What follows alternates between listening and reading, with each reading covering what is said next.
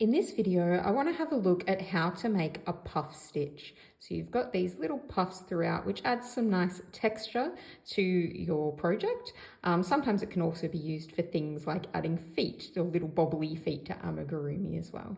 So let's have a look at how we actually make our puff stitch. So we're going to yarn over, which means putting your yarn over your hook, and then we're going to insert our hook into our next stitch. So poking it in there, making sure it goes under both sides of that stitch. Then we're going to yarn over again and pull that loop up. So we now have 3 loops over our hook. We're going to do that same process 3 more times, so 4 times in total. So we're going to yarn over, pop our yarn through our hook through our stitch, yarn over, and pull up another loop. So now we'll have 5 on there. We're going to do that process 2 more times. Yarn over, through the stitch, yarn over and pull a loop up. And last time, yarn over, through the stitch, yarn over and pull a loop up. Now, if you go through and separate these hooks, the loops on your hook, you'll end up with 9 on there. Now, the next stage is we're going to yarn over, and this time we're going to pull this all the way through all 9 loops on your hook. So pulling it all the way through there.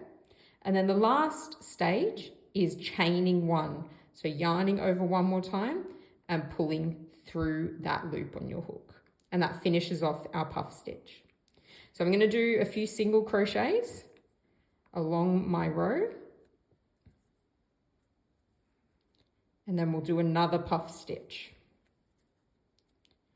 So you can see it there. If you give it a little bit of a poke from behind, it sticks out a bit more as well. All right, let's do it one more time. So we're going to yarn over, through our stitch, yarn over and pull up a loop. That's 1. Yarn over, through our stitch, yarn over, pull up a loop. That's 2. Yarn over, through the stitch, yarn over, pull up. That's 3. Yarn over, through the stitch, yarn over and pull up a loop. So again, you should have 9 loops on your hook. We're going to yarn over and pull through all 9 of those. And then we're going to chain 1. So that's grabbing here and pulling it straight through there. All right, and then to make it really puff, you've got to do another stitch next to it or another few.